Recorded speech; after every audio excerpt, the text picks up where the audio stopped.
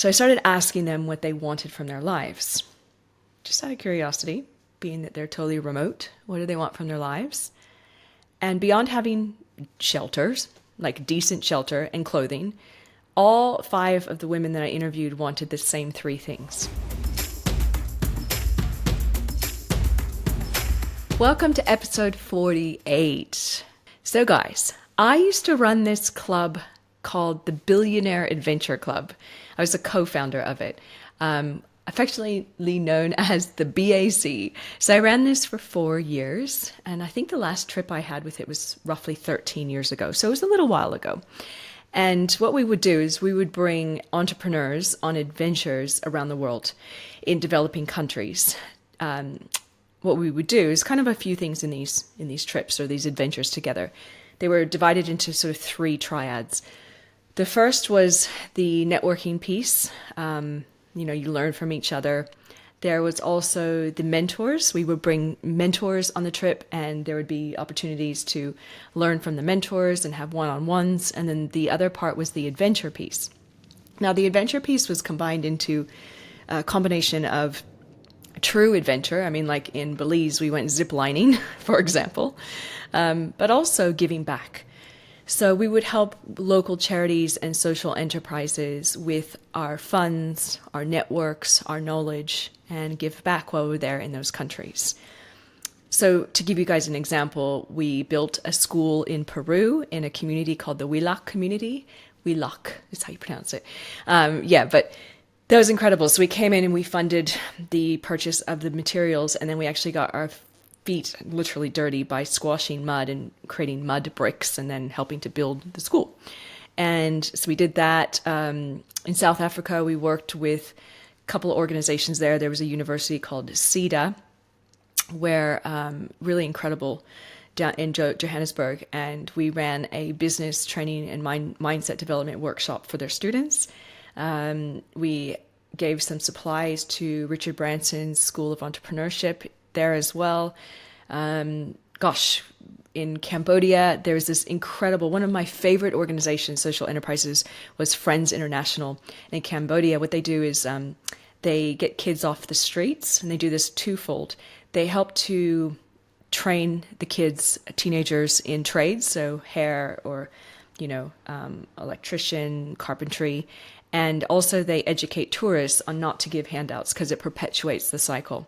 So when we were there, we were giving more of our network and our knowledge because a lot of the members had various incredible networks. So we were just sharing what we could to help that organization with their business structure and something that would be ongoing. I wish I could remember the sort of quote, but what is it, like you give somebody a fish and they can eat today, or you teach them to fish and they can eat a lifetime. That was essentially the outcome of these adventures, or these trips we would give for legacy, and for ongoing, rather than just coming in with a simple handout.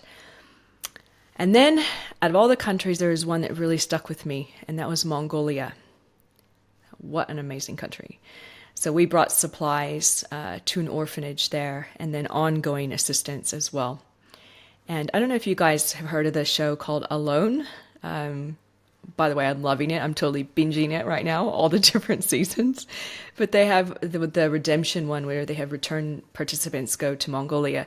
Essentially, you go out, if you don't know about the show, you're by yourself and you have 3 cameras. You have a camera on a tripod, like a tall one. You have a short little tripod, and then you have a head cam. And you are living off the land. You bring 10 items with you. You can't bring a gun. And you're literally living as long as you can out in the wilderness. It's crazy amazing. And they were in Mongolia. And I was just watching it the other day, and it made me think about this story I'm telling you right now, and that I wanted to share it with you. Because when I saw the landscape of Mongolia, it just brought me back there in a heartbeat.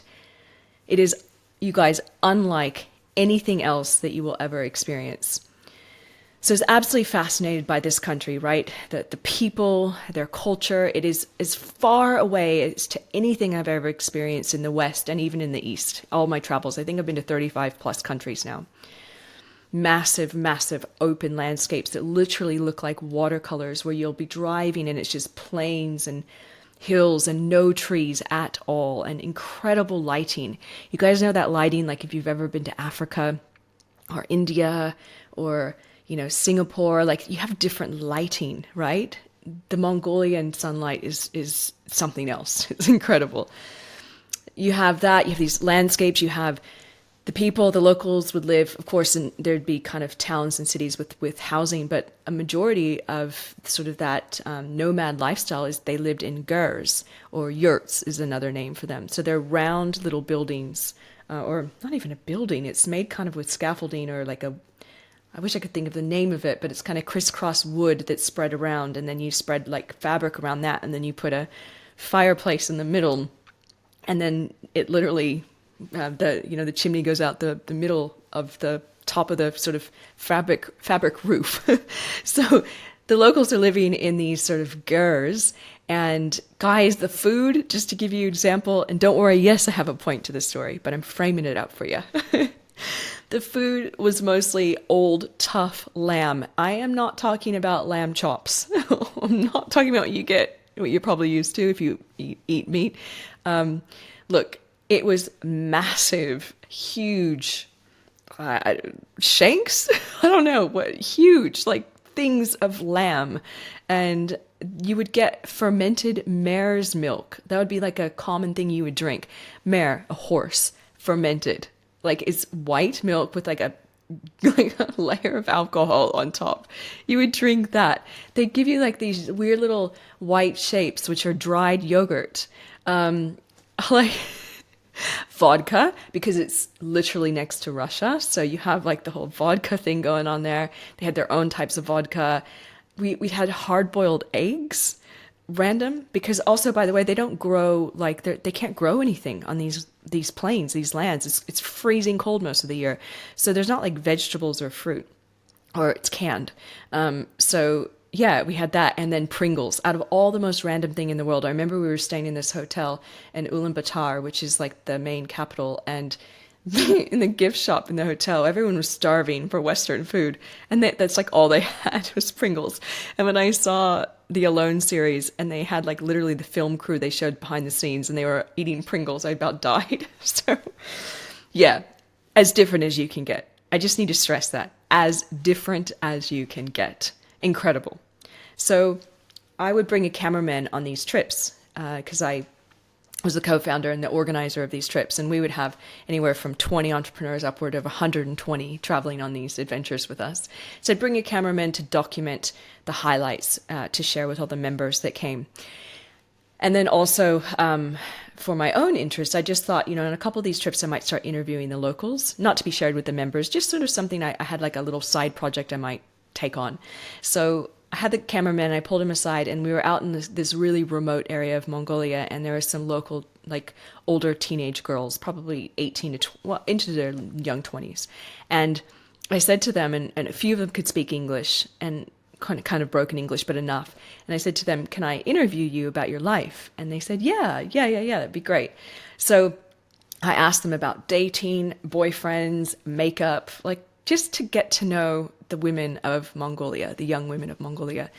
And it was really fun because they kind of, had similar things to Western women, but a little bit more traditional, I suppose. And then I wanted to go a little bit deeper, so I did. So I started asking them what they wanted from their lives.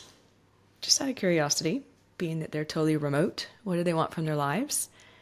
And beyond having shelters, like decent shelter and clothing, all 5 of the women that I interviewed wanted the same 3 things. Unprovoked, because I talked to them separately. The first, love. The second, to be heard and accepted. They use different words for this, but acknowledged, to feel like they belong, that sort of language. And the third was to find a community that makes you happy. They said a family, a tribe, people around them that would make them happy. So love, to be heard and accepted, and to find your community. And I started thinking in that moment, isn't that what we all want? Ultimately, if you boil it down and to the most simplistic thing that we all want, isn't it basically that? I mean, pretty much humanity, I think it's mostly the same, really, when it comes to what we want. Even those that are living in a gur, far, far away, in the middle of nowhere, far from big cities, even them, they want those things. So the next time you have trouble connecting with your team, maybe you're having a tough time with a client, maybe you're feeling detached from a friend or a family member, just remember that at the core of what we all want is to feel heard, appreciated, and loved. So I wanted to recognize you guys in this episode as well. I wanted to say thank you for listening so far and acknowledging me, because as I watch my listener base grow and my numbers slowly increase, your listening to this makes me feel heard and appreciated.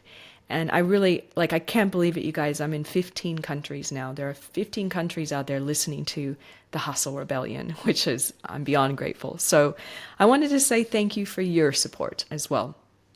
Because this, as I see these numbers and I see some people say to me, I've listened to that episode, it's what keeps me going. So reach out to me, let me know what you thought. Tag me on social media. You can go to hustlerebellion.com. There's a contact form on there. I'd love to hear from you. I'd love to hear what you think about this podcast so far. And thanks, as always, for tuning in, and I'll talk to you soon.